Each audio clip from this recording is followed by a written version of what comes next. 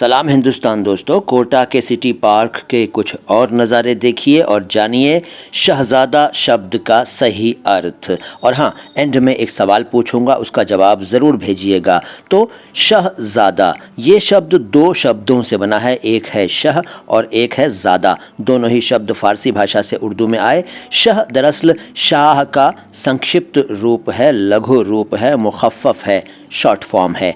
और शाह का अर्थ होता है राजा, बादशाह, सम्राट, शासक, सुल्तान। वैसे शतरंज में भी एक शह या शह होती है, लेकिन यहाँ उसकी बात नहीं हो रही है। यहाँ बात हो रही है शाह से बने शह की, जिसका मतलब मैंने आपको बताया। और ज़्यादा का मतलब है से जन्मा, से पैदा, से उत्पन्न, का बेटा, का पुत्र, की औलाद, सन ऑफ।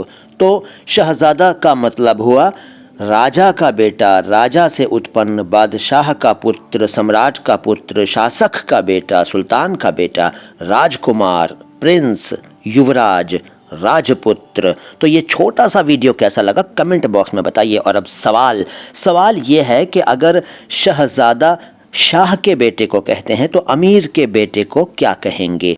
वीडियो को लाइक कीजिए, चैनल को सब्सक्राइब कीजिए। मैं हूं मोइन शम्सी, चैनल है माय हिंदी माय उर्दू।